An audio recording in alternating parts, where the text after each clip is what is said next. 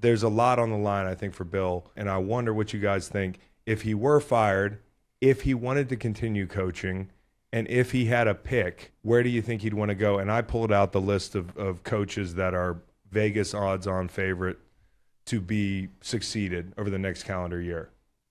So if a guy's going to get fired this year, where's a spot that would work for Bill? This is a thought exercise. People at home are going to say, I don't believe this shit. Yeah, but Bill doesn't want to coach. Let's say he does.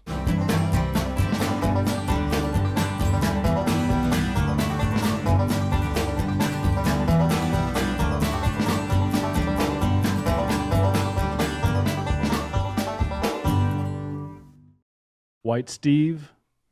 Hello.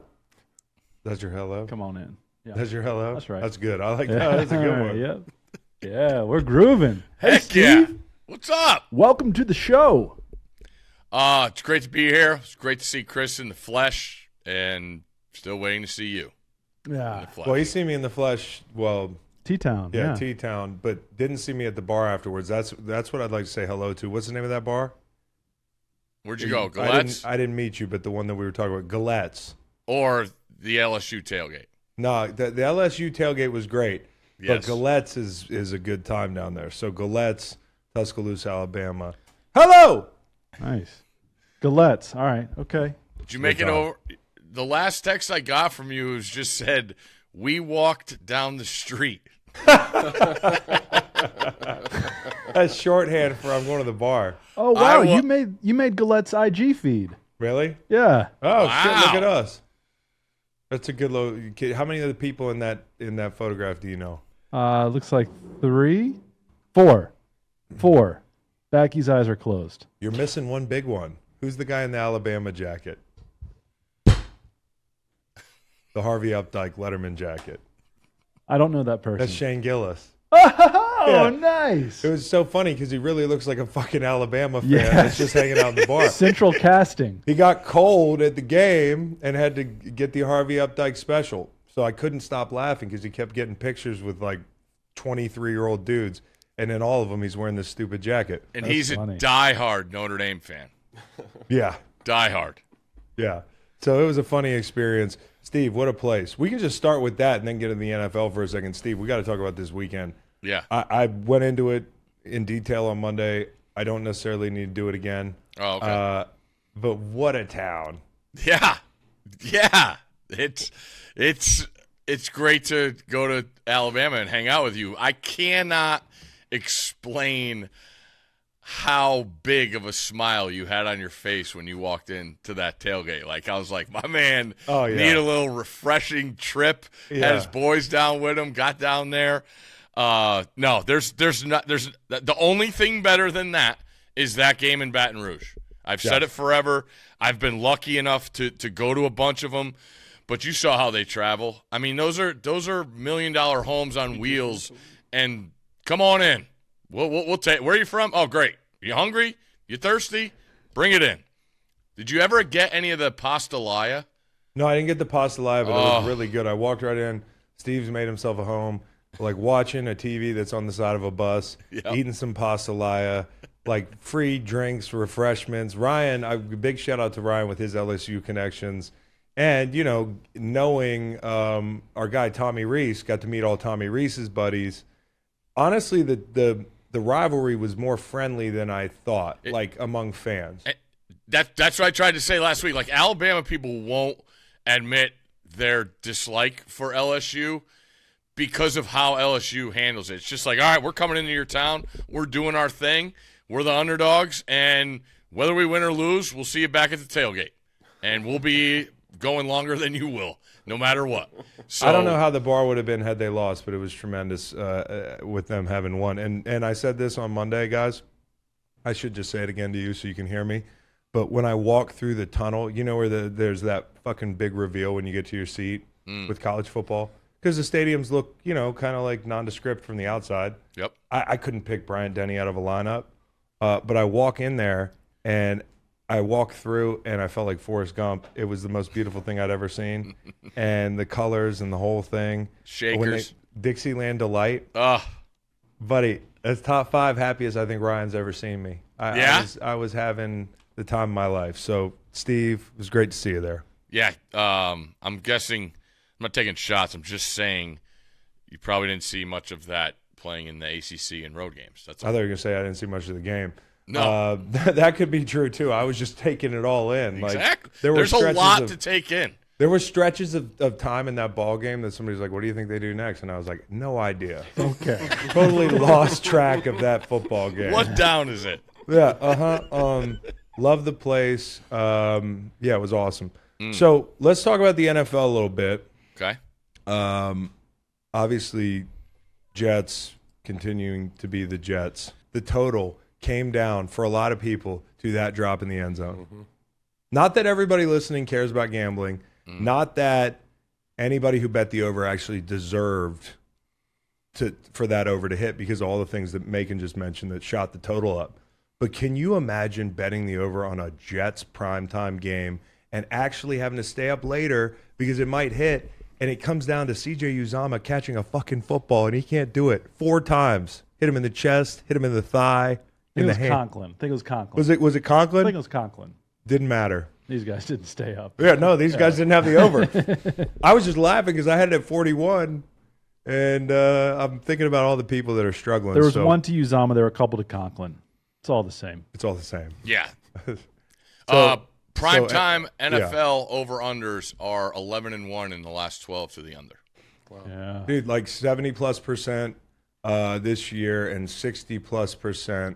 And, hey, listen, these officials, I don't know about last night, but definitely in the Cincinnati game, their yellow flags are everywhere. How about Dallas-Philly? Dallas-Philly. Oh.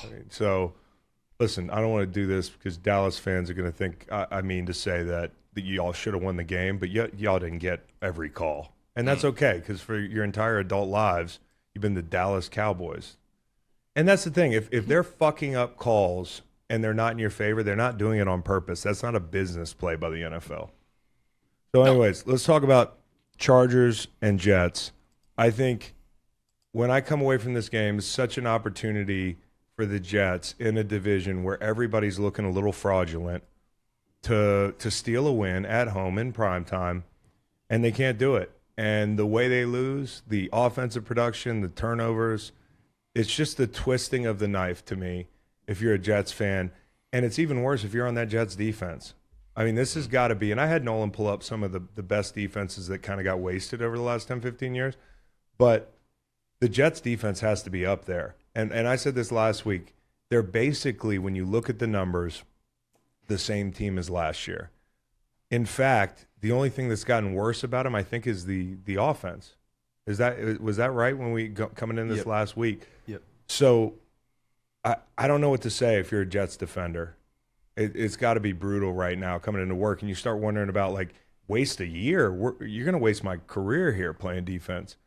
And that sucks. That's a bad feeling. So I feel for those guys because they did Troy everything touched on that in the broadcast, just talking about how he was in teams trying to develop, and build and with the Cowboys back in the day. And that defense is out there giving it all they have, and you're just not holding your own. It's not a good mix, man. It's not, especially when you look at, Troy's early 90s, you're looking at 30 years later and the amount of money more, that the locker room is making.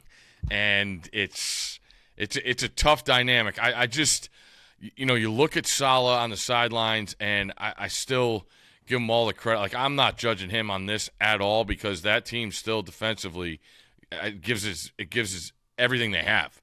Yeah. And to see the offense just sputter and sputter and sputter, that's where a first-time head coach, I think, really, really gets challenged because – is your first conversation with the whole team, do you break down, you go offense and then defense and say, have confidence in me, I can handle this, we'll pull together. That's the dynamic of a locker room that I don't think gets talked about, and that's might be what most important now, seeing that they're at 500.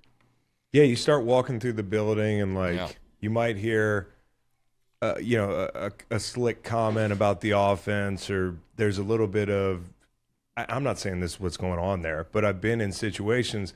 There's going to be guys that the tendency is going to be to say us and them because you don't want to feel the weight of the accountability of your team just not being very good. and it's not fair to the defense, but it's something you got to try to hang in there because it's not like they can wave a wand and fix it. Here's where I think they're up shit's creek. And like, think about this with a backup quarterback, because that's what Zach is this year. Mm-hmm. What are the qualities of a backup quarterback that you want to see? I want to see somebody who's cagey but doesn't make huge mistakes, somebody who's versatile, can run different offenses. All the qualities of guys that hang around in a backup quarterback role have these kind of qualities.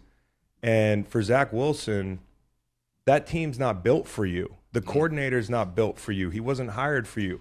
How far down the list? You're never going to hire Nathaniel Hackett if you think Zach Wilson's going to be that starting quarterback. So there's nothing they can do about it. The design is not there, and the kid's not good enough, right? The offensive line's a little banged up. They're not playing well. Not great targets outside Garrett Wilson. But more than anything, you're playing with a backup quarterback, and the offense was built. It was tailor-made, hand-picked for Aaron Rodgers. And so when Aaron Rodgers went down, we all called for a trade. We were patient. And I just feel like now you're looking back at it and you're like, interesting wrinkle here. Carson Wentz was a name that was brought up. They don't make a move. Not that I maybe would have, but say he gets some time in L.A. and looks good. If you're Joe and if you're Robert, you're like, fuck, man, I don't want to see this guy go like McVay turn him into a guy who we can win with, and we just kind of stood pat. So I think the design's fucked up. I don't know that there's much they can do to change this, and they are the same team as last year. Yeah. We really liked in Green Bay when Aaron would burn a ball. He would just know when the play wasn't going to work out. Zach got sacked 8 times last night. It feels like he wants to stand in there. He's pretty mobile in that pocket. He's just taking the wrong step toward a defender, and it looks like his eyes are dropping. He's starting to look at the rush. That's what I'm saying. Sometimes the pocket will be relatively clean, and he'll take an escape route that I can't even fathom taking, but it's hard for me to understand what it's like being a quarterback back there, and not everybody has the same pocket presence or like kind of that his clock probably feels like it speeds up immediately. Mm-hmm. And, yes, he's nowhere near what Aaron Rodgers is or was or is going to be when he comes back for the wild card round. Next week, yeah. But it's also a design flaw. And it's not something they could have done anything about. It's not like you'd go out and move Zach Wilson this offseason. Like, what are you going to do? But it's a tough situation because he's not a backup guy. He's not like, oh, shit hits the fan. I feel like we acknowledge our deficiencies in this situation, and we can play good football down our best player on offense. Like, that's not the kind of guy I think he is. So they're kind of fucked. You can call Colt McCoy. You can call Matt Ryan. Do they call anybody? No. I feel like they're so up shit's creek. They got to Yeah. keep going with this thing. You think they're going to do it? They should. I mean, can't get much worse than that. Like, they just need somebody with a higher floor because they have a great defense. Exactly. Just somebody But who it might be too late. who can run the offense. And yeah, if you want to do it, you got to do it now. I hate that we keep going back to this thing every time this kid has an ugly loss, but how ugly would that Giants loss had been without that 24-second sequence at the end of the game? Yeah, 13 points, and the Raiders put 30 on the Giants next week. Yeah, so, and that's Aiden O'Connell and the whole thing. So I think the Carson Wentz thing is interesting. That's the only thing I'll really say about it, other than it probably makes me think that Matt Stafford's not going to be back for a little bit. Or maybe it's more serious than we think, even though he said Carson's not part of the plan as a starter. Is that true? Somebody said that to me in the car ride over, I think, right? Yeah, they got the bye this week, so we'll still see what level of health Stafford's able to get to. Because they cut Rippon. Yeah. So, anyways, and Rodgers, quote, a few weeks, that's how long it's going to be. So, no, I'm not even being funny at this point because they had a camera on him at midfield and he told somebody. How does he know that there's a camera there? He doesn't know. He's just saying to his buddy, That was Derwin, a boom mic. I'll be back in a couple of weeks. Yeah. He doesn't see the squirrel up there. I think he's amended that to say a few fortnights. Okay. Did he say that on the McAfee show? I don't know where he said it, but Okay. he has now said a few fortnights. Which is a couple weeks, right? 6 weeks. A few fortnights? Yeah. 3 times 2. So that's 12. Fortnite's 2 weeks. Right. A few being more than a couple. I'm putting at 3 times 2 is 6. You got to get your Fortnite straight. Wild card round. You got it. Steve, the one thing I do notice about the Chargers, and they got a huge game this weekend, is the defensive line's playing better. Yeah. The defensive line's showing up. That Tooley kid, fucking guy can play. I wasn't sure about him because, and I'm no college scout, obviously, but I'm looking at him and I'm saying, he's kind of a tweener. You know, like physically, you weren't sure what he was going to do. To be able to rush inside and win like he did last night, great hands. Yeah. Good hoop He's turn. strong, man. He's strong in the lower half, you could tell. And he actually won rushes on the edge. But the biggest thing, Steve, is this. The last 3 weeks, Joey Bosa's been mostly back, right? Like 40 plays a game type of back. They were 11th in the league in pressures generated over the course of the season. Over the past 3 weeks, they're number 1. So you could feel it that this guy starting to look healthy does something to this defense in general, but definitely the pass rush. And so if they want to win down the stretch, you got to lean on this defense. This defensive line's got to continue to ascend. Agree. Can't argue with the numbers. I just will point out they did play the Jets and the Bears in the last. No question. No And question. I honestly sat there last night. I'm watching, like, I always, Chargers, great uniforms, high flying offense, Herbert, great fantasy thing. Everybody loves it, I don't know if they're a playoff team. I don't know either. I gave up on them 2 weeks ago. I'm ready to admit that. Like if they went to Pittsburgh right now, I don't think I would pick the Chargers. That's the worst team in the NFC or AFC North, I'm not really sure. A lot would have to change for me to feel like there's somebody to be taken real seriously in the playoffs. Yeah. Okay. We're on the same page. And Josh Palmer's on IR, I guess. And so, that offensive output, it's not great. You would have thought Kellen Moore would have turned this thing all the way around. And so was Mike Williams from earlier. Yeah, Mike Williams is obviously out. So this is something that, it was tough sledding. It just got a little bit tougher over the last 2 weeks outside for Justin Herbert. So good win for them. I'm not trying to take anything away from them. The positive for me is the defensive line, albeit, as you pointed out, Steve, against some pretty shitty teams up front, but they are getting home, and that can do a lot for the confidence of a unit, too. They say sacks come in bunches. They had, 8 last night. See if that can roll over into this weekend against a much better unit up front. So we'll see. We'll get back to them. Here was something that came up, guys, and it's coming up naturally because people are just asking Bill. And they're like, hey, have you gotten any assurance on your future? Some iteration of that question. He's going to give you some iteration of, I'm not worried about that shit right now. Let's assume there is something to worry about just for the sake of this exercise, because there's a Boston Globe report on it, that sort of thing, that if they go to lose this weekend in Germany, and we've got Aiden's a Pats fan in here. He's one of our producers, and he's like, man, I hear, they're trying to grow that Germany contingency, and Robert Kraft takes that shit serious, and if you go lose the Colts there, that's a bad deal. That'd be 2-8. Yeah, exactly.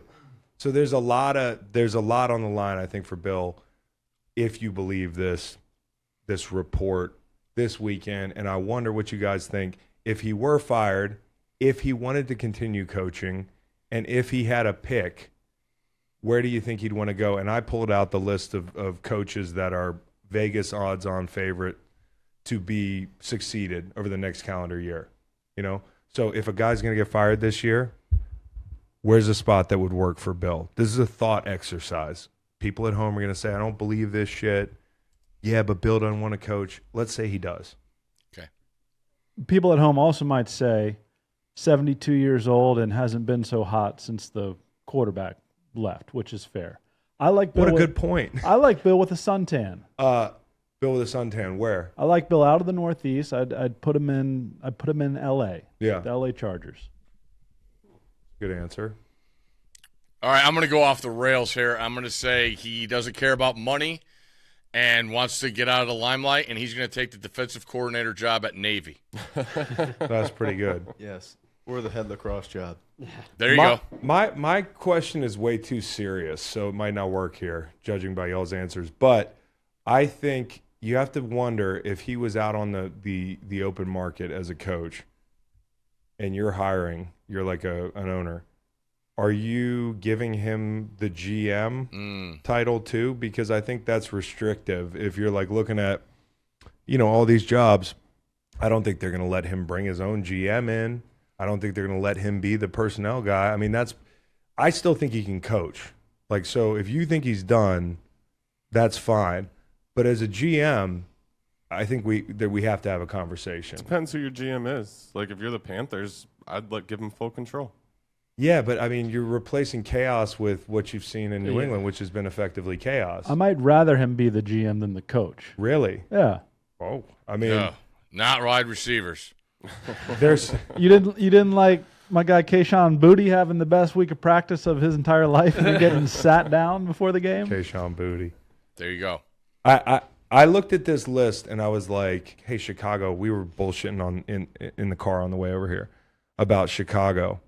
And like, yeah, that's really attractive and everything, but are you going to trust Bill to make that decision that everybody is wondering what they're going to do on, which is a quarterback? And then, is Ryan Poles, is his job safe?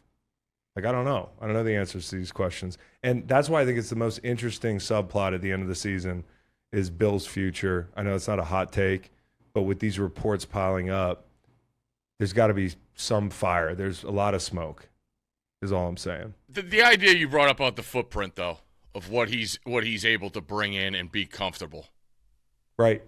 Like who's got that leeway? That's the magic thing. The problem is that he's so shut down from a social aspect, and then you hear people that, oh yeah, I went and met with Bill, and we ran through this, and he taught us this about, like, I don't know how big that tree is.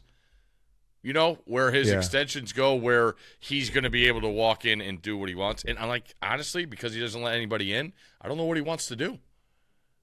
Yeah, I mean, I don't know what he wants to do either. He may well want to just chill out. Yeah. I mean, like, everybody's going to want this guy to want to coach, but, I don't know. And another thing about the NFC South is when he was really good in New England, a lot of the time, you looked around that division, and it was, like, almost unfair. They were really good.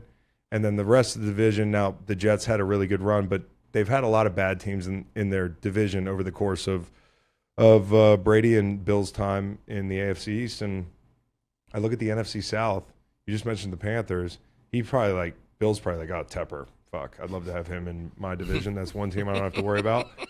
And then in Atlanta, like, they can't figure out what they want to do at quarterback. I'm not 21 years old trying to coach for 20 years. Look at a 5-7 year window. Atlanta hasn't found that guy yet. And the same thing in Tampa Bay. They got to start that process over at some point. Do you think the wins record matters to him? Shula, he's 16 south of Shula. I would think so. And so, like, with Bill, and this is all fantasy land shit, guys, again, for those of you listening. That's 2 more average years. It's 2 more average years. So part of it to me could be like, what do you think the most romantic idea for Bill to finish his career would be? That's where it gets fun, because then you start trying to guess for Bill, but it's impossible to do. Yeah, back to Cleveland. I don't know, dude. Definitely not the Jets. Yeah. Unless he just wants to do the most epic troll job of all time. Imagine. So yeah, I think it's really interesting. I don't want him to get fired. I love Bill. I think some people are taking it too far with the coach. He can't coach stuff. But and I'm not talking about you. I'm talking about the general public. I think people it's easy to just write a guy off because there's 2 sample sizes that you're comparing, and it's really anybody. I think both things can be true. He can be the greatest coach of all time. Yes. And he can also be 72 years old, and you want to roll the dice with an unknown coordinator. No question. No question. And so I think this is going to be really interesting, and I don't want it to happen, but if it does, man, I cannot wait to the fucking storylines over the offseason and that sort of thing. Content. Macon asked about the wins record. Do you think the losses record That's factors in at all? interesting.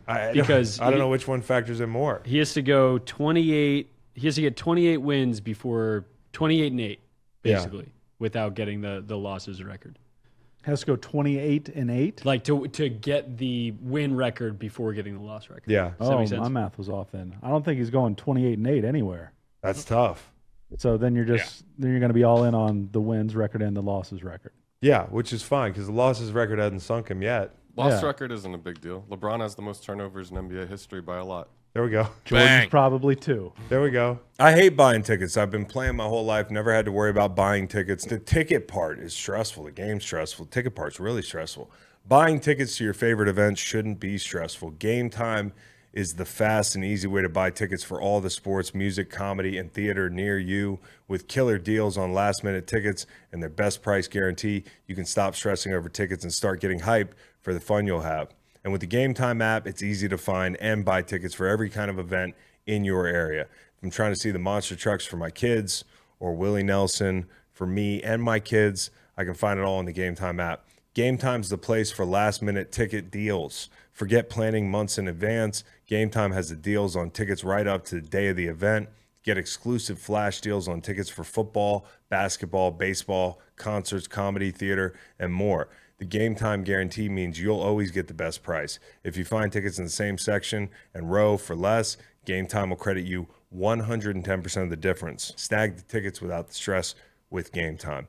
Download the Game Time app, create an account, and use code GREENLIGHT for $20 off your first purchase. Terms apply. Again, create an account and redeem code GREENLIGHT for $20 off. Download Game Time today. Last minute tickets, lowest price guaranteed. Ryan Tannehill is a big story to me. I know it's Will Levis who got named the starter, but it's kind of a unceremonious finish to a run in Tennessee that personally I have a lot of respect for. I have a lot of respect for that organization, but also what that guy's been able to accomplish. Now, I know there's been a lot of ifs. You know, if he has a 100-yard rusher, if you get the play action going, if the defense – but this guy's won a lot of games. I mean, he had a ton of game-winning drives and comebacks over that, 2019 period.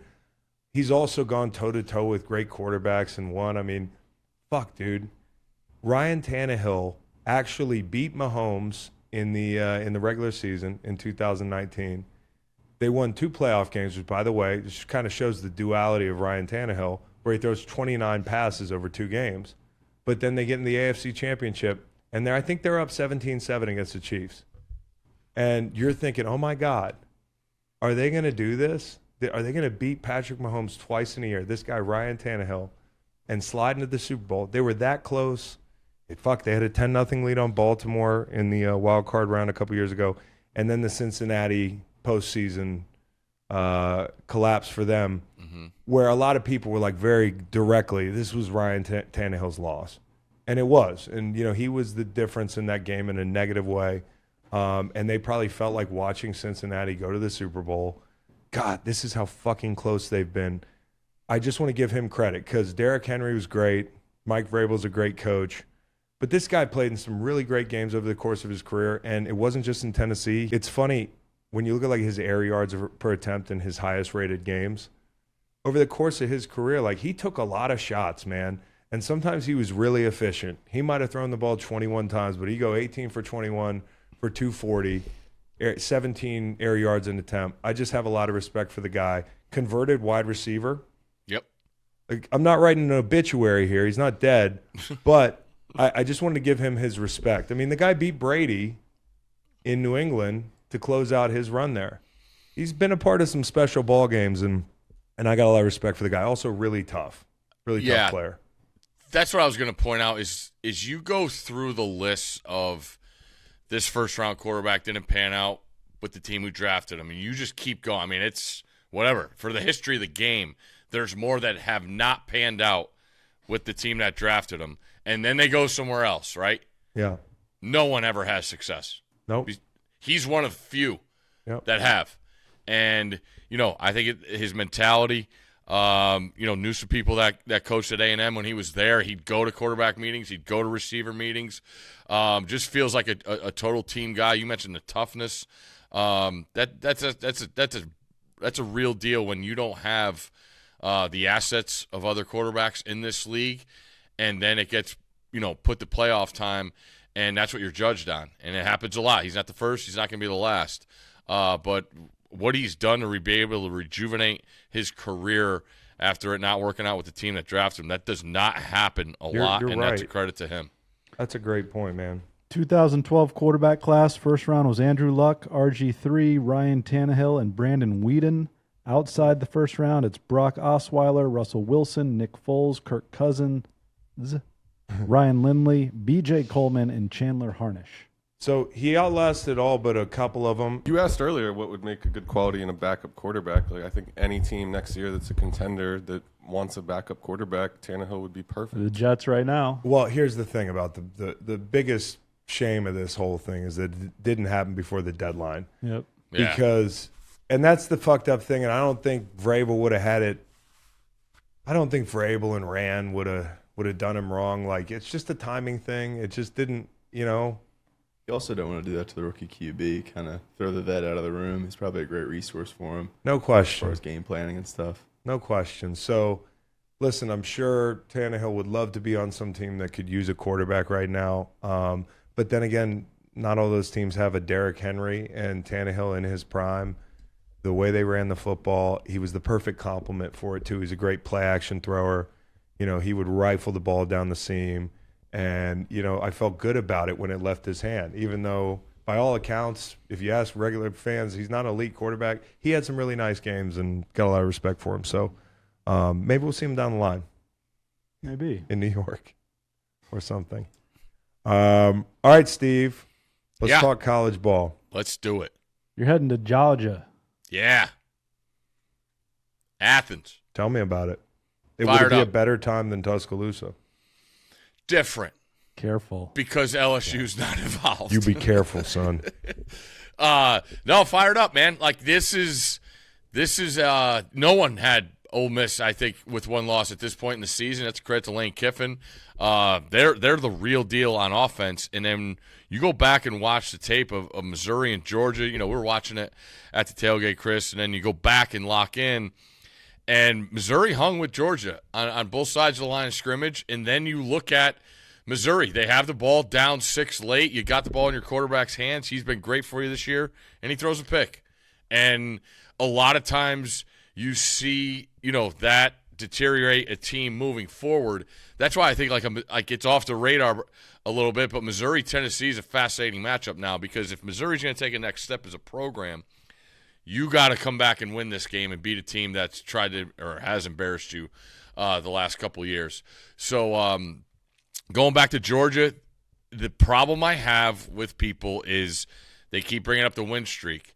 And when we're going to get the rankings and all that stuff, you can't look at that. That's not supposed to be the criteria for the rankings. And I get it. They're as deep and talented and good as anybody.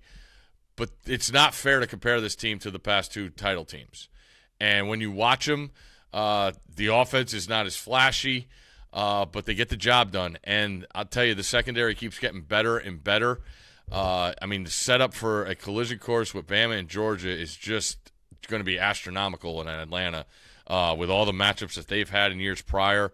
But Ole Miss Lane does a great job with running the football, and Missouri had really good success running that outside zone and getting over, linebackers to overrun. So Lane with all that split zone and wide zone, tight zone, and then all the nakeds off of it, that's a pain in the ass to prepare for. So I expect a high-scoring game. I always say it with these teams that go on the road in this spotlight for an Ole Miss. If you don't go there and play well, you got no chance. Don't expect to win. You have to go there and play well. And, it hasn't been great for Lane in these big spots in previous years. So that's going to be brought up plenty. But this is a new group of guys, and I'm sure he's fired up to go after this opportunity with this group that he's had. What do you think? 59 is the total. Georgia laying 11 points. 2 running backs' names are Quinshon Judkins and Ulysses Bennett the fourth. Yeah, you can't find a better. Jackson Darts, it's a pretty good name game. Their 2 receivers are phenomenal, Incredible. too. And so is the tight end. I don't think both teams score 30, but to me, like Ole Miss, you hold up for 60, man. Like that's where Georgia starts breaking runs on you, late in the game, and that they get to 40, 42-27, something like that. I guess I would lean over. Okay. just because I think there's big play capability. Like, there's going to be turnovers, field position in that. I mean, night game in Athens, too. It's going to be nuts. And then Ole Miss would need Auburn to get Alabama, to play in the SEC title game. They can't. They can't just win out. Alabama got Ole Miss No, they need Alabama. No, they need Alabama to lose twice. twice. Okay, Yeah, You're because right. they don't have a loss in the conference. Alabama 6-0 in the SEC West. You're right. Thank you.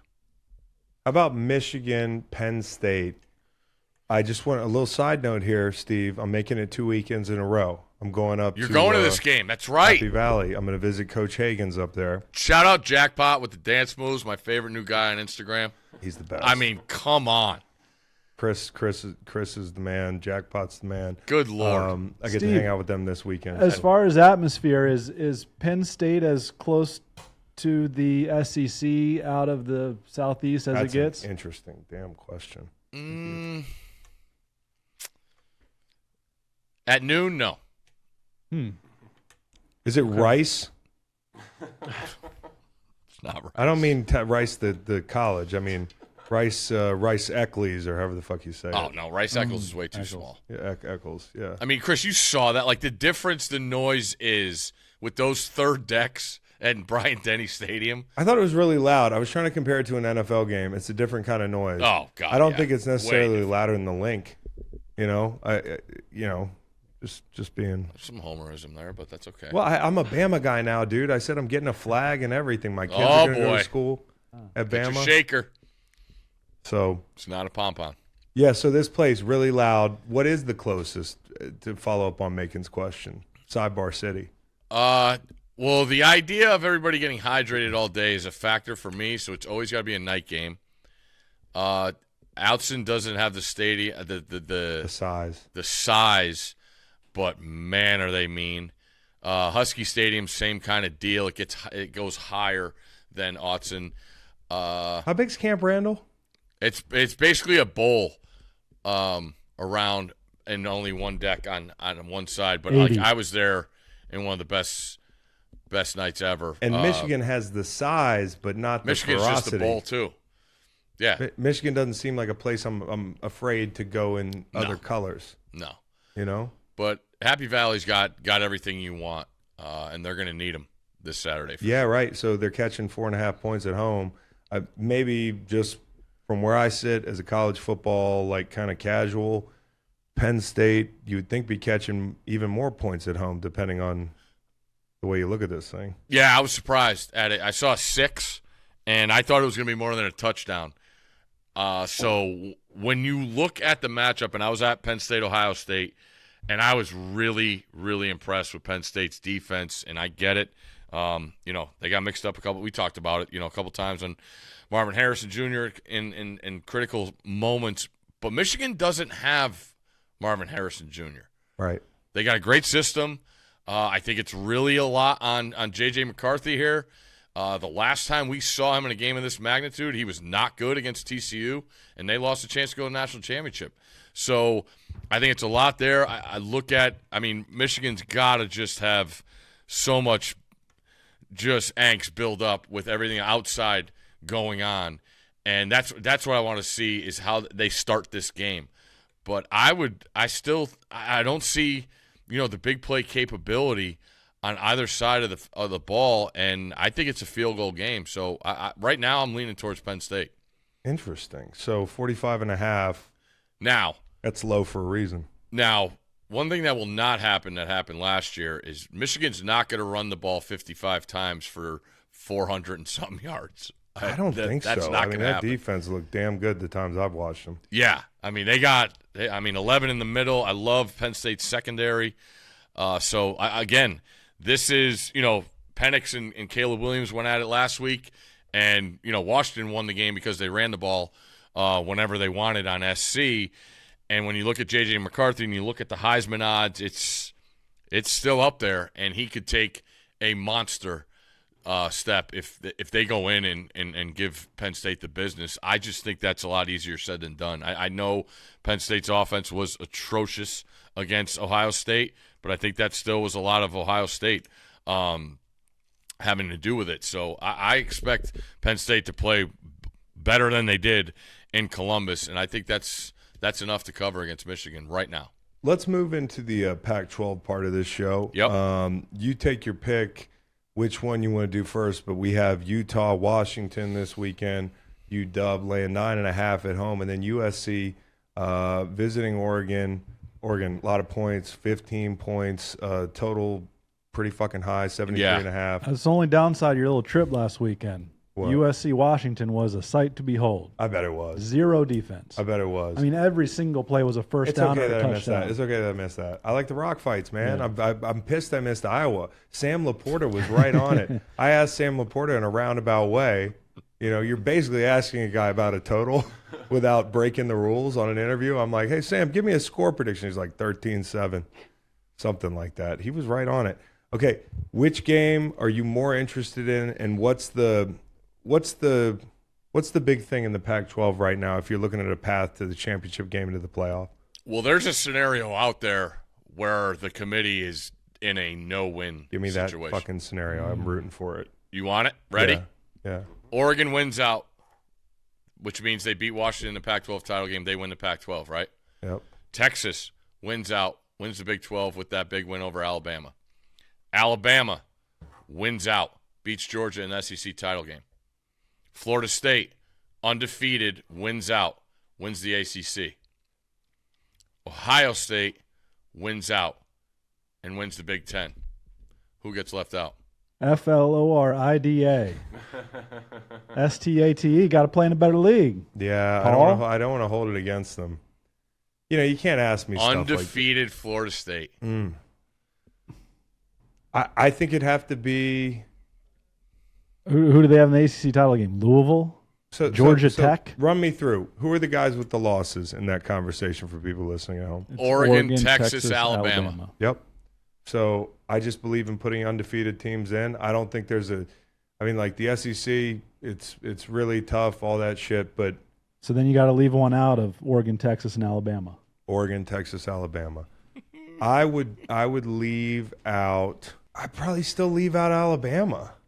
God, I hate you're a saying big- that. you're a I big hate saying Bama that. fan. You know, I'm Mr. not Alabama. biased. Is that a bad answer? Shout out Gillettes. Is that a bad answer?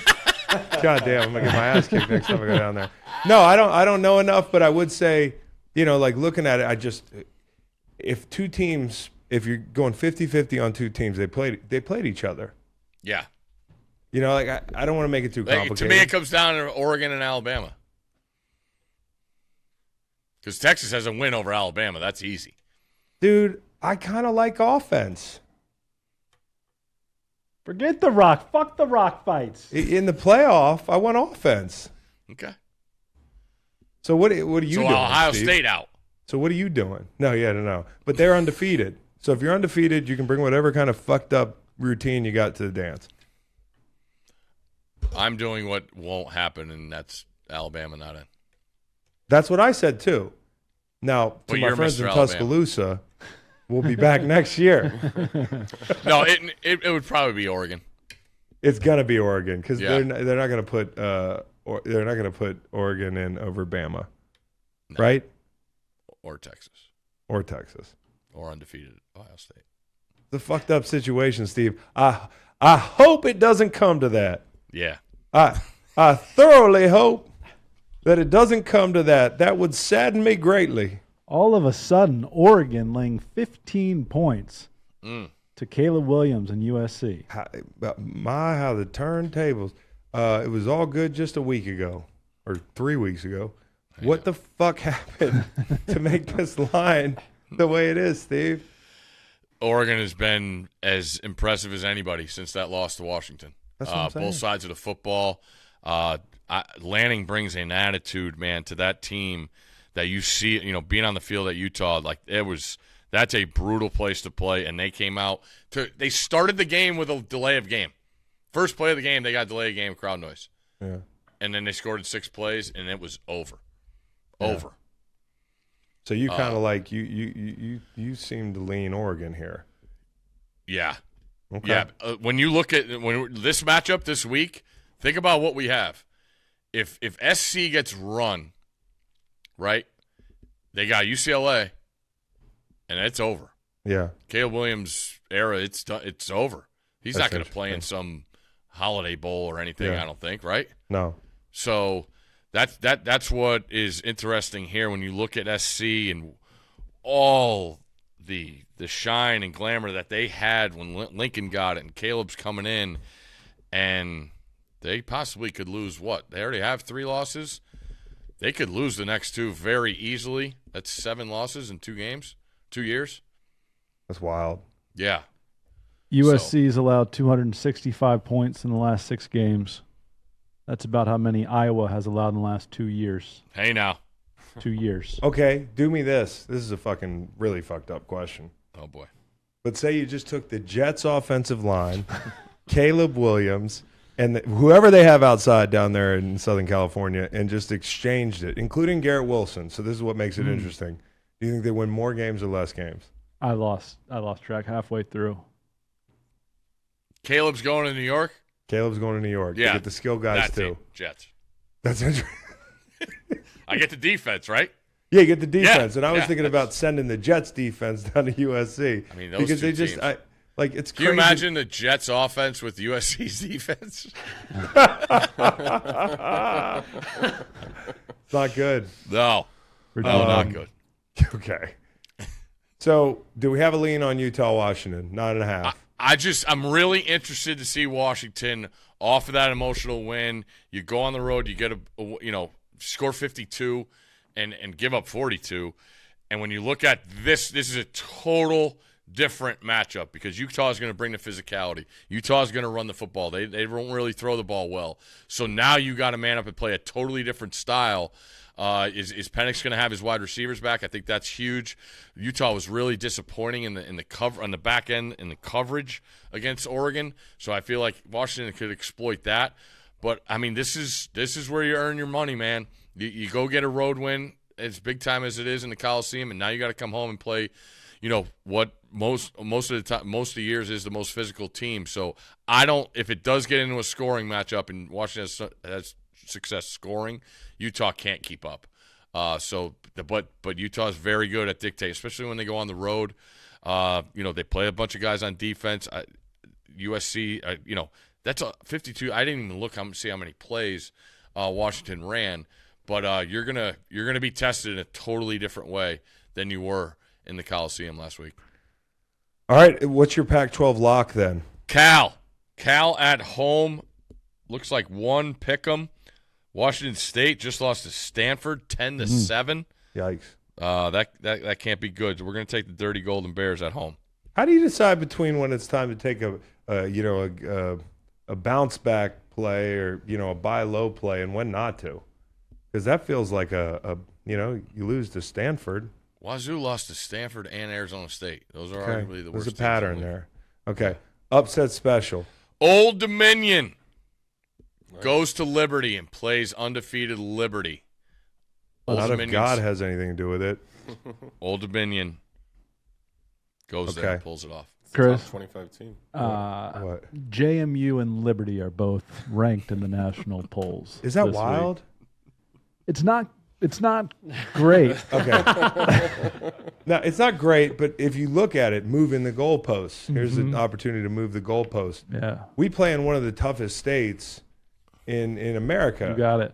Virginia. It's like There's good recruits here. We just have to actually get it's just them. too much competition. Bama doesn't have to deal with that. They just have to deal with South Alabama. I'm guessing JMU's not on Virginia's basketball schedule this year. No. Nope. No. I'm not going to take any shots at James Madison. Has Virginia played Michigan State in hoops since they lost with Joe Harris? Since we went to MSG and Macon Yeah. was screaming at Brian O'Connell at the top of his lungs, the official. Have they played since then? Yeah, we played the year after. Yeah, didn't go well either. No. Was that the game I overslept in Vegas and had the time zones wrong? Woke up drunk. I had the time I'll zones just go wrong. on a whim and say yes, that is the I woke up, rubbed my eyes, turned the TV on. I said, I'm right in time. Turned the Nope. TV on. Michigan State's shooting free throws. Fucking tweeted great career to the wrong guy after that was a train wreck Yeah. day. Yeah, we lost by 6 the next year. I think we were a 2 and they were a 7 Yep. in Charlotte. Okay, so give me your STL Memorial lock. Colorado State at home -4 against San Diego State. San Diego State is not a good football team. Yo, your bad beats last night were Oh. pretty fucking funny, dude. They were gross. They were really gross. They were Some really- guy sent me a ticket. He had $250 on Presbyterian. He lost. I wrote a ticket out in my hotel room. I was going to send you guys a $50,000 ticket for Presbyterian, but I didn't do it because I thought Scott might be annoyed. No, he would love it. He still has the ticket. The guy that had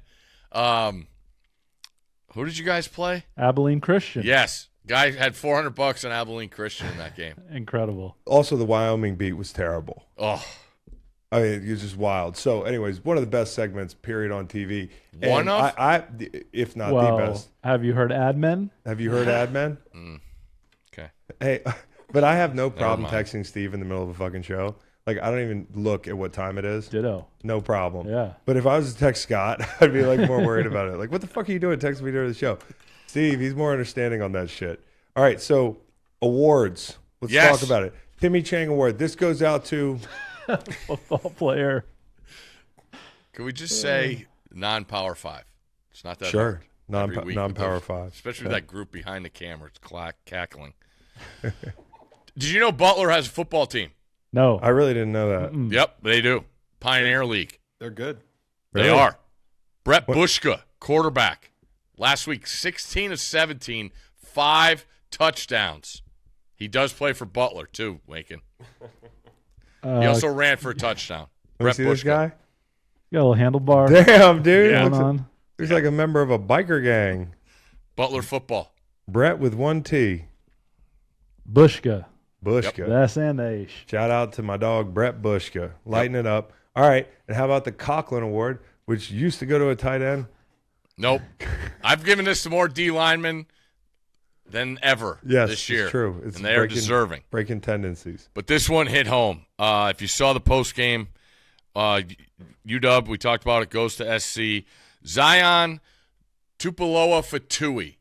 His dad passed away 5 days before the game and played his ass off. And after the game, he said, my dad would have wanted me to play. And being a kid that lost his dad around the same age as Zion, ZTF did, I lost it watching that. He had 4 tackles. He had a huge forced fumble right before the half that totally swung the momentum of that game. 1.5 sacks. Brutal story. Just like 21, tore his Achilles, missed basically all last year, comes back, changed his number. He's number 4. He's a stud. He's going to be in the 4 NFL. looks good, man. Yeah, he looks He's a because he pro? was 59. That was just not good. Yeah. But he's he's as impressive of a dude. Talking to people that did the game, when he walks in a room, it just lights up. I couldn't be happier for a kid and be more impressed with what he did. The kid's got a monster of a future in front of him, and like I said, I absolutely lost it watching that video of DeBoer hugging him after that game. So I don't know how the hell he did it, but yeah, shout out to ZTF for winning the Conklin Award. Big shout out. How about an Isaiah Simmons Award? Somebody who you walked by last week. Proctor, the left tackle for Alabama. Did you see him? Yeah, I He's saw a it. It was true hard to freshman. see. He was playing high school last year. I know, it's crazy. He's like 6'7", 350. No, I know. The guys are big there. But, so many people in the stadium. It's such a big stadium. It's hard to know, like, how big those guys are. Did you stand up the whole game? I stood up a while. And then I Yeah. spent an hour in the hot dog line trying to get a Denny dog, but then the tendies came back because they were out of tendies at Bryant Denny. And then I got the tendies. Me and Rosillo, we were dragging. We had those tendies. We felt like video game characters. And when you power up, that's how the Bryant Denny Good tendies. tendies. Yeah. That's how they do Denny it. Tendies. Yeah. Fries with those? Had some fries. Yeah. Yeah. Protein-rich diet. Mm-hmm. There you go. Whatever you're looking forward to this football season, there's one thing that pairs well with every great moment: an ice-cold Miller Lite. Whether you're at the stadium playing fantasy football or watching the game at home or the bar, Miller Lite is here to make your football season taste like Miller time. No matter what team you're rooting for, there's one thing we can all agree on. Football brings us together. A connection like that deserves to be celebrated, and Miller Lite wants you to celebrate with me during the NFL Conference Championships in January. Right now, Miller Lite is giving you the chance to win a trip for two to come hang out in the Green Light Studio. You'll fly out to Charlottesville, Virginia, and tune in to the NFL Conference Championships with me and the Green Light crew. Then you'll sit in on a live Green Light podcast session.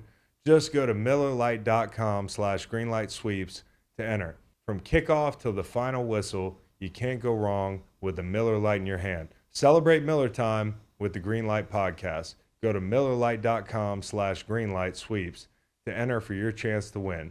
No purchase necessary. Starts 11/6/23 and ends 12/4/23 at 11:59 p.m. Central Time.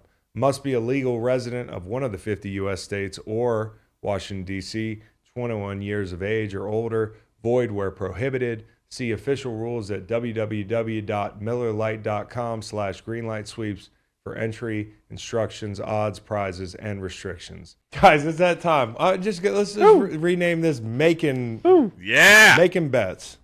Y'all making plays. Making plays. Find me on Twitter, Instagram. You giving out college hoops plays again on Twitter? You know what? Starting starting tonight. I am. Tonight? I'll play Wednesday. the fuck out of those. November the 8th. Take Maryland. No. Cut that out. No thanks. Let's see. I guess we'll start off with. I went whoever's 2-1 in last week, right?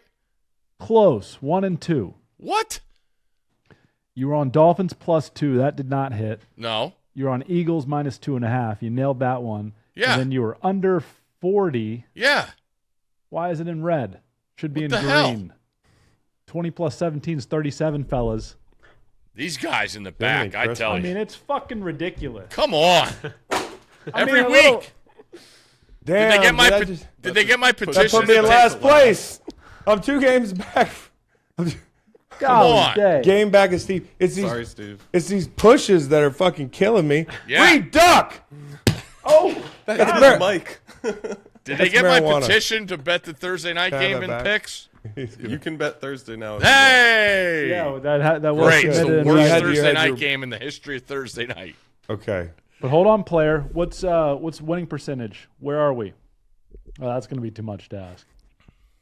Who's good at math here? We've got one guy Not at me. 13 and 14, and another guy at 12, 13 and 2. These fucking pushes, man. I gotta say, can I file a grievance here? Not that. I mean, the football games, man, as you put it, but Yeah, bro, football games. Yeah. But Saints, just make the chip shot, man. Just Nope. make. How many people? Luckily, I didn't bet it in real life, which is a fucked up thing about giving your locks out Wednesday. Some people are like, "You cost me money." I'm like, "Just you." Okay. But yeah, the Saints, man, just make that field goal. Giants, listen, I just want to complain again about this. I had no idea DeVito would be playing that game.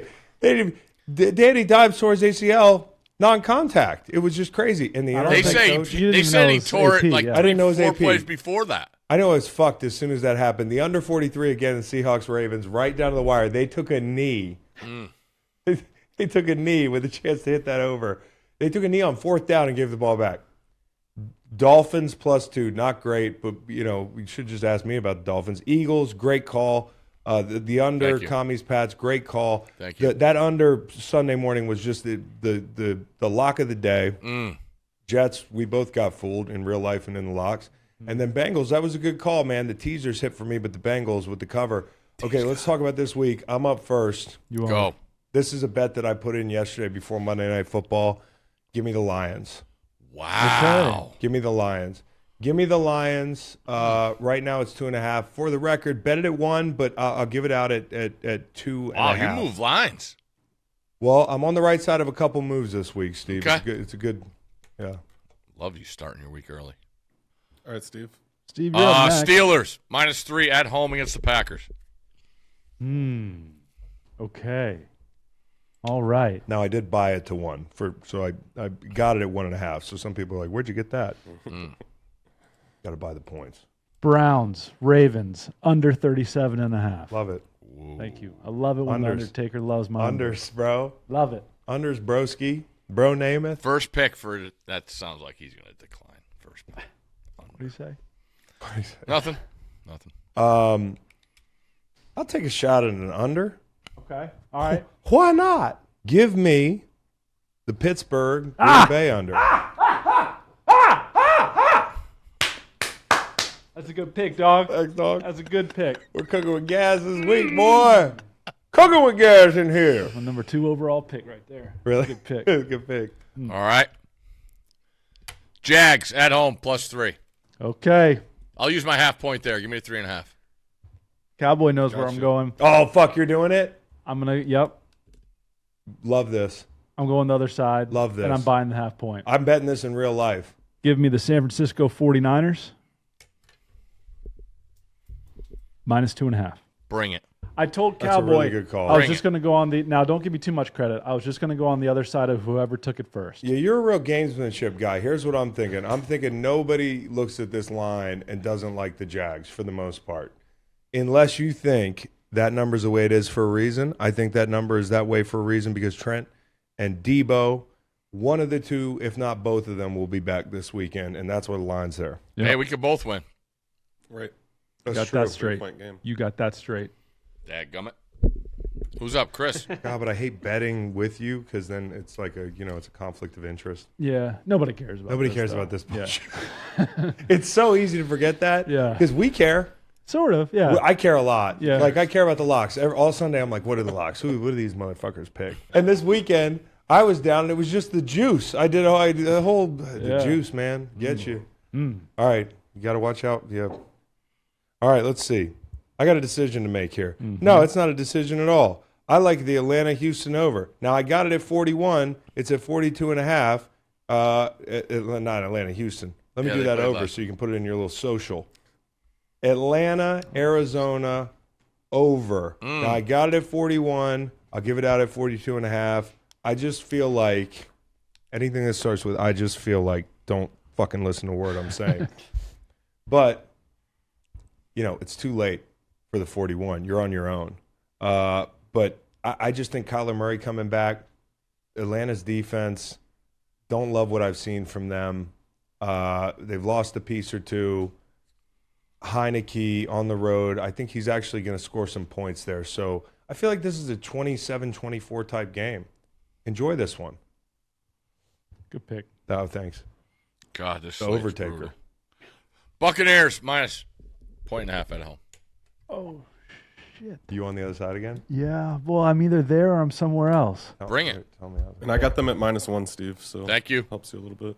I'm either. Well, he can't take your pick, can he? No. So let's just talk it out. Okay. I'm either Titans and Levis, Okay.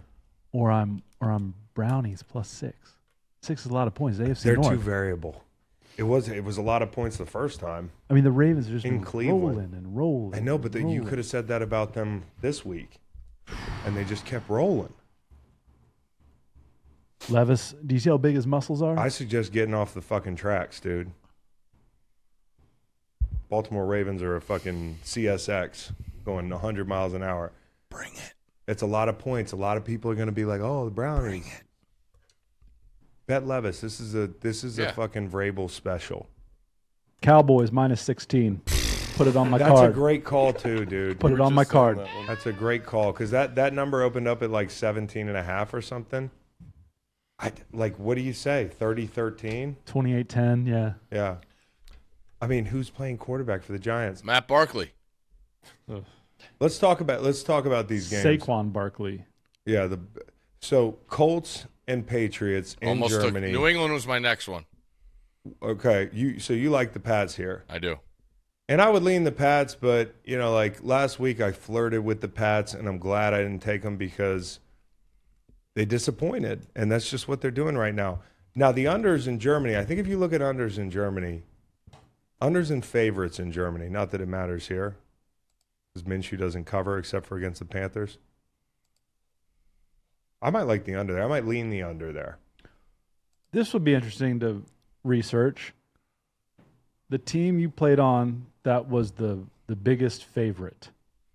Now, do you think the guys on the Dallas Cowboys see 16 and think, all right, I don't think they see it. let's clear it? I don't think we see it. I never once looked at a line unless it was like the Super Bowl. So I could be like, whoa, we're fucking 8-point dogs or whatever. Smart. Yeah. I don't think – I think when you're a good team coming off a game where you feel like you should have won up in Philly, and you can make a case for that, but the red zone's been a problem all year, and they go like 3 for 5 in the red zone. The 2 trips they don't get it are 2 of the biggest trips of the game. And so I think they come out and they whoop ass. They do what they do. I mean, it's 35-10, yeah. It's Dallas, bro. It's going to Dallas. So I'm with you on this. In 2017 with the Eagles, you were minus 13 against the Niners. You won 33-10, and then you were minus Broncos 14 to the Bears. You won 31-3. Cover City. Okay. How about Rams at Seahawks? Okay. Week 17 of whatever the hell. If I had to guess, Yeah. which year? Those are number 72 days. Those are 72 I think it days. was snowy. I don't know. They all run together. Bet the under. Okay, Texans Bengals. I feel like I'm going to be on the public side, Which but is? I think the public side would probably be the Texans. No, I don't think so. Really? Okay, then I'm on the Texans. I'm on the right side then. Okay. Because I actually bet the Texans. Now I didn't give them out, which is kind of fucked up calculus in my head, but I'm betting the Texans. Public currently is Cincinnati. Public Cincinnati. That's what I thought I saw was a lot of money on the Texans, less tickets. Browns Ravens. We talked about that. We like the under, if anything. Take your pick on the other side of it. Niners Jags. We talked about that one. Packers Steelers. If you're going to bet the line, I can't tell if Vegas thinks people are watching Green Bay. So I can't trick Vegas here because I don't know what they're thinking. Not that I'm real good at tricking Vegas. A lot of brand recognition, Jordan Love name recognition. You think LaFleur's a good coach? Doesn't look great. But Tomlin in a tight one at home, low total game. Hey, If I had to, I'm Stanford betting the Steelers. Steve's on the Steelers. I'm probably going to bet the Steelers. Okay, Saints Vikings. This is a tricky one, man. Like I kind of feel like this is not that I would ever do it, but a good spot for the Saints. And the over. I was about to say over. Titans Bucks. We talked about this one. Falcons Cardinals. If you're going to take a side on this thing, I couldn't tell you what to take because it's not like the Falcons are covering machines. But this feels like a tailor-made, like, we got to go get right game. You got one game at Heineke under your belt. Game out of first. Your game out of first. They got more to play for. Maybe a little rust. It doesn't feel good, but I would lean Falcons. Lions Chargers. You know how I feel about this game. Steve, am I being dumb? No, because I think you're making the right move of going against the team that won on Monday night. It's amazing to me because is that supposed to be a win that moves people? No, but just the eyeball deal. Yeah. How many people are watching it. And we did a segment yesterday. The idea, you could bet most wins in the NFL, and Detroit's way down there, but look at the schedule.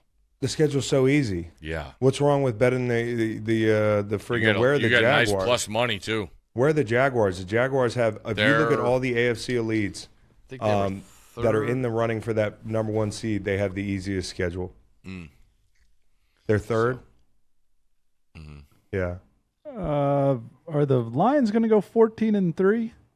They may well go 14-3. Bears twice, Vikings twice, Broncos, Packers, Saints. That's what I'm saying, man. At Dallas is only That's it. Last game of the year. Okay, and probably with some seeding stuff on the line. Or not. Or not. Because they're so far ahead. Yeah. Commanders, Seahawks, because we already talked about Giants, Cowboys. By the way, that's a lot of points in a low total game that you just that's Which one? Where? Oh, yeah. with the Cowboys. Yeah. No, but I mean, I'm not afraid to do it. I might do it too. Okay, Commanders, Seahawks. Interesting one. A lot of points for a team that just lost. A lot of points for a team that just got blown out. Commanders, Sam Howell, quarterback Seahawks of the offense future. looked awful against Baltimore. Awful. It did look awful because they can't convert on third down. They're terrible in the red zone. Doesn't seem like the receivers and the quarterback are on the same page. And I just think Baltimore's too physical for that group. Yeah. So if you look at the Commanders, down a couple edge rushers, on the road, Sam Howell, It's a different challenge this week. Yep. It's a lot of points, but I might lean Seattle. Might lean Seattle in the over. Okay, Jets, Raiders. Who No the fuck comment. cares? I can't believe you guys aren't betting the Raiders. No, because you know why? It's a one-game thing. Had the Jets won this week, maybe you'd bet the Raiders. But I just feel like this is Public perception. yeah, it's a tough play. Now, if you look at Monday night, Bills Last stand. Broncos. I know you're going to have an opinion on this, Steve. I know it's a big look ahead here, but what do you think? 7.5 Bills laying at home. Back door. Feels too public. I like the Broncos. Back door. All I'm focused on in this game is I'm flying there from Athens, and I'm going to try and eat buffalo wings every single meal for my first visit to Buffalo. So you're coming off a college trip in the South, and then you go up to Yes. to Buffalo. Yes. Load up on buffalo wings. All right. Well, let's talk about the real quick before we end the show. Mid-season awards. Looking at the odds, Matt, you got this thing open. Yep. MVP odds: Patrick Mahomes plus 300, Jalen Hurts plus 350, Tua plus 350, Lamar Jackson plus 600, Josh plus 1300. So really, the conversation stops after Lamar. And to me, Where's McCaffrey? he's somewhere down there in the Give me offensive him. player of the year. No, it's Lamar, dude. Lamar is the actual MVP this year, in my opinion. If you stop the season right now, Lamar's the MVP. Oh, right now. Yeah. Right now. I thought you were saying looking ahead towards the end of the year. Now look ahead towards the end of the year. It's the same thing too. It's McCaffrey. it's figuring out how you're going. Joe Burrow's plus 2,000. They could That's run the the fucking guy. table the way they're playing. I would put a little bit on Joe. I would put a lot of bit on Lamar Jackson because plus 600. I mean, I've seen it lower some other places, like plus 400 also. yeah, plus 6 is pretty good. It's a good number. We're looking at Caesar's odds. So, Make, you got to. Well, to Steve's point, it really is the quarterback award because then you go to Offensive Player of the Year and McCaffrey is the odds-on favorite. McCaffrey's the odds-on favorite. Now, somebody I might take a shot at would be A.J. Brown at plus 2,500. Because if you're talking about Tyreek Hill and what he adds to that offense, because I think you make a case for being almost the MVP type guy, had we not had this little stretch here, but he'll pick it back up. They got some bad teams coming up. They're going to rack up like 8 million points and 8 million yards. Travis Kelce. Seen that wide receiver room? Yeah, you're right. Not flashy enough, though, this year, you know? Yeah. Under the radar. DPOY. This is interesting. Tight one. This is a numbers game, too. So I don't know if you could pull up the sack leaderboard. By the way, Matabike is 2 sacks behind, like, Myles Garrett. Who is the Defensive Player of the Year? I mean, he's got to be, right? So good. He's so good. He's so damn good. Now, I'll give you a dark horse. Max Crosby. Because if you're going off sacks, production, he's got the sacks, 9.5. But what I think he does in the run game to be disruptive, the negatives he creates, and if you consider, like, it's not a value award, but he is that whole defense. Look at what Miles has around him, not holding that against him. Same with Micah, same with TJ. To me, it's wild, and they're not even listing Max Crosby. It's just so hard to win the award when you're on a bad is team. bad. So I probably don't put any money on it, but Max Crosby should be talked about in this light. Fred Warner's plus 2,200, and he's on this list. Aiden Hutchinson plus 1,800. It's really a 3-horse race if you're discounting Max Crosby. So Miles, Micah, TJ Watt. Rookie of the Year odds, that's going to CJ Stroud. Okay? It's almost like free money. It's minus 190 right now. I might just go bang it. Oh, I thought it was minus 1,000. Yeah, it moved after Yeah, this one was it's published. insane like now. minus 500 after this. Oh, it's minus 500. This is a So couple these aren't days up. old. So if you had a magic wand, if you were Kyle and you said that this guy's going to go off for 500 yards basically against the Bucks, because Kyle predicted that on his show, maybe you bet him at 190, but now it's at minus 500. There's no point in putting money on anybody else. What if Devon Achane is the rushing king after missing several weeks, Yeah, I don't know. There's got to be another award for that. and CJ Stroud misses the rest of the season? That's due the to not only wanting thing that to could, play, or just rolling an ankle. I wasn't going to bring injury. Well, I don't want to say Yeah. that. No, but that's I said he decided not to. okay. All right. So defensive rookie of the year, Jalen Carter. Tui. Who? Tui? Tui Tuipulotu. You're going to put him over Jalen Carter? I'd take saying- Witherspoon and Tui over him. That's crazy talk. Like, he might be the second best fucking player on that defense. Defense didn't look too good the other night. Yeah, that's true. But if you want to light money on fire, Yeah. bet Tui, bet Witherspoon. What are we here for? That defense didn't look very good. No, not much of it was the run support from the corners. It was just about the run game and the offense not bringing much to the dance. But I just think Jalen Carter, and I also am biased. I need that to hit. But that's an interesting take, Steve. If you end up being right, blow this up, make a fool out of me in 3 months. Okay. I don't want to do that. 2023, 2024 NFL Coach of the Year odds. This is interesting because Dan Campbell seems like a shoe-in. And McDaniel's odds did drop after this. I saw it closer to like plus 550. Yeah, you could buy him low. Not Josh McDaniels. No, not Josh. No. You could buy Mike low, but if I'm going to buy somebody low, D'Amico seems like a guy. I think John Harbaugh. If something goes wrong in Detroit and they don't finish the way, especially with the recency bias of the last month or two of the season, John Harbaugh might be a shot in the dark you want to take. I mean, I don't know what the odds are this week, but as of whenever. Dougie P, baby. Sunday morning. Dougie P, he's a dark horse. And then comeback player of the year, which is a fun one for me because I don't think there's any criteria to this. Like, I don't know if you have to give it to DeMar. I think DeMar probably should win that award. I think just even coming back and being on a roster is insane after what he's been through, to run down on a kickoff or whatever he's done a couple times this year, even if you just do it a couple times. But voters can go any way they want with this thing. Like, I saw Rodgers' name thrown on a couple boards. Like, not saying he's coming back, but maybe Nate and Kyle want to bet that. What do you think, man? Comeback player of the year, is there anybody that you might lay a couple bucks on that people aren't thinking about? I bet before the season, Sam Darnold at 50-1. You just missed that window because honestly, I'm convinced if Brock Purdy didn't clear protocol, I know they were going to win that game. Yes, It just wouldn't. It would have made sense. I want to throw Baker into the hat because there's an insignificant, but there is a chance that they continue to surprise people and maybe win that division or something. Sometimes voters also will like split their vote. So if somebody didn't give their MVP vote to Lamar Jackson, they might give him that, or didn't give their DPOY vote to TJ Watt, they might give him that. That's interesting. If the Jets make the playoffs, it's going to be because of Breece Hall more than anybody else on the offensive side of the ball. Yeah, which The thought. take it for what it's worth. I mean, executive of the year, there's no odds available here. This is more of a conversation. And I just wanted to get your thoughts before we went. It's easy to look at Houston because at first glance, I'm running through the teams and saying, when you hit on a quarterback and a head coach in the same season, I mean, Casario and those guys are doing something right. I think some of their draft picks have been pretty fun to watch. The jury's going to be out on Will because they gave up a lot for him. Even if he's a good player, he's still going to – some people are going to say he wasn't worth it.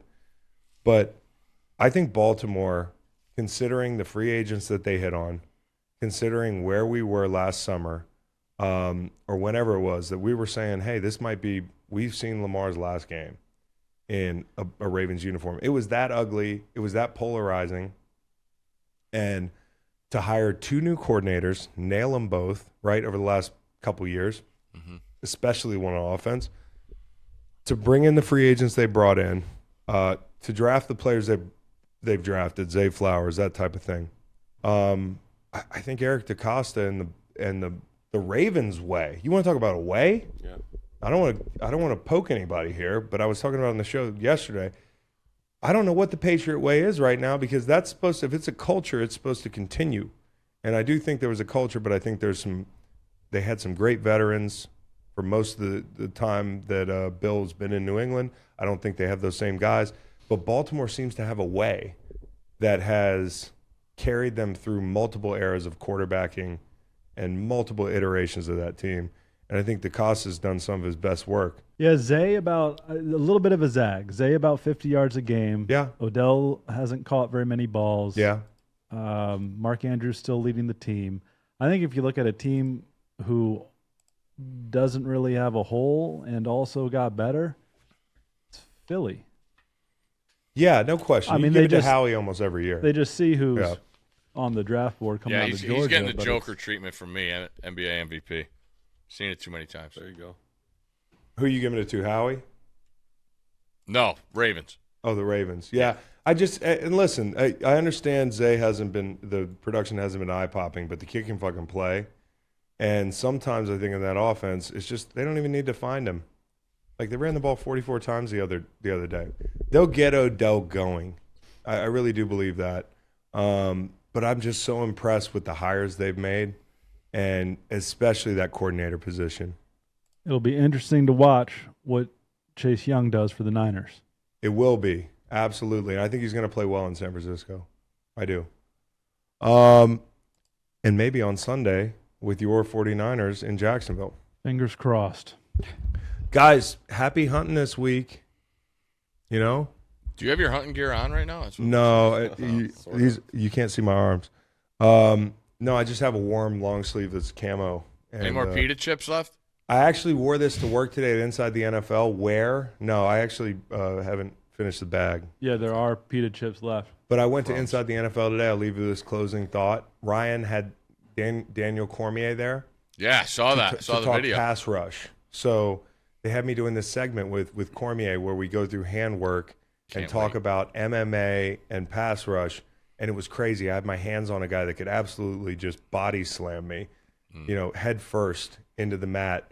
And it was cool to meet Daniel Cormier. He was fucking so cool, Steve. I don't know if you ever met he's him, if RC ever brought him up to. Incredible. Yeah. Soft spoken. Best Great of the guy. best.